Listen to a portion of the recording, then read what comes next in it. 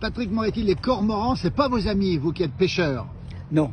Alors les cormorans, c'est pas du tout mes amis. J'adore les oiseaux, comme tout le monde, mais le cormoran, pour moi, c'est un prédateur des milieux aquatiques. On rappelle qu'on est ici au lac de Baroucha, ici, aux portes de la Maurienne, un endroit magnifique, c'est vous le responsable. Et le cormoran vous pose des problèmes. Le cormoran nous fait des dégâts, nous mange énormément de poissons, en blesse énormément. Et en plus de ça, le poisson qui reste dans le plan d'eau, des fois il ne mord pas. Pourquoi?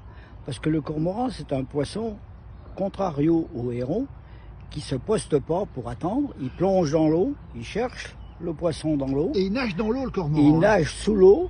Il peut descendre jusqu'à 30 mètres de fond. Ouh là là. Il nage sous l'eau, il cherche le poisson et il le mange. Celui qui le rate, il le rate. Mais celui qui reste vivant et puis qui s'est fait poursuivre par le cormoran dans la journée, il n'a pas envie de mordre.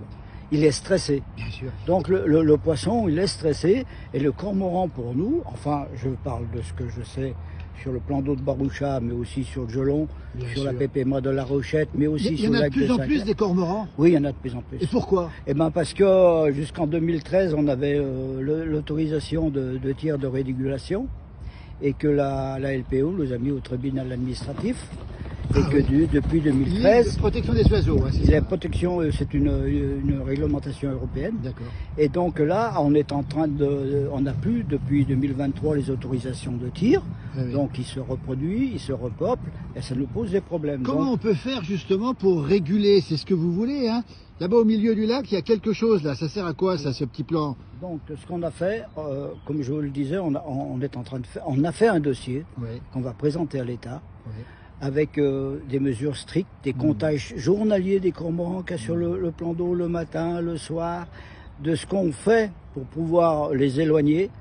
On a fait plusieurs choses. Donc l'appareil que vous voyez au milieu du lac qui sert... Là-bas au fond, hein, c'est un petit... sur l'eau, hein, voilà, effectivement. C'est un effaroucheur. Un effaroucheur. Hein. Alors donc c'est un appareil qui est alimenté par des panneaux photovoltaïques et qui envoie des sons sous l'eau qui imitent le cri de l'orque blessé. De l'orque blessé, donc le cormoran il sauve. Et voilà, et qui est censé sauver. Donc, ça marche ou pas? Ça marchait pendant 15 jours et maintenant il s'en sert pour se faire bronzer dessus. Aïe, aïe, aïe. Ça veut dire qu'il s'est habitué. Comment on s'en sort de ça? Est-ce qu'on peut trouver un accord justement avec la Ligue de protection des oiseaux? Est-ce qu'on peut discuter avec eux? Nous, on monte des dossiers. Oui.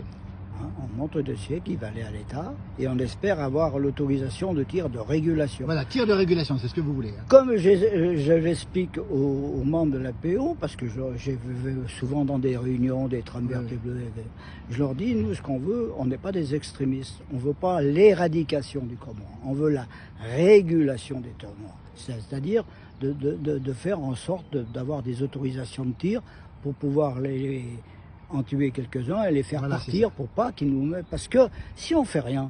Il n'y aura plus de poissons. Il n'y aura plus de poissons. Et bien souvent, quand je vais dans des réunions pour sensibiliser les gens, je leur dis, vous voyez, moi je suis gestionnaire du Gelon, là, une rivière qui n'est pas très loin d'ici.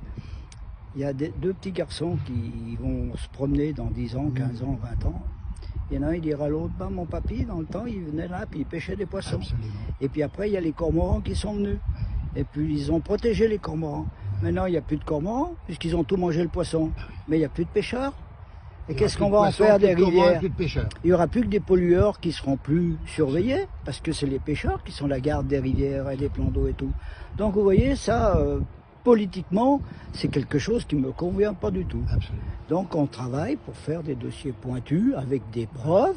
Alors on a ça, mais aussi on a demandé l'autorisation à l'OFB d'avoir un pistolet agricole. De la biodiversité. L'Office de la biodiversité, pour avoir un pistolet d'alarme, un pistolet agricole, on appelle ça, avec des fusées des fusées étincelantes et crépitantes pour pouvoir les éloigner, mais ils s'éloignent, et comme ils ne sont pas morts, ils reviennent. Et c'est un oiseau qui est très intelligent, qui s'habitue. Le soir, il arrive avec le pisciculteur. Hein. Oui, d'accord, en même temps. Merci beaucoup, Patrick. Bon courage à vous, en tout cas. Merci beaucoup. Merci. Pas de quoi.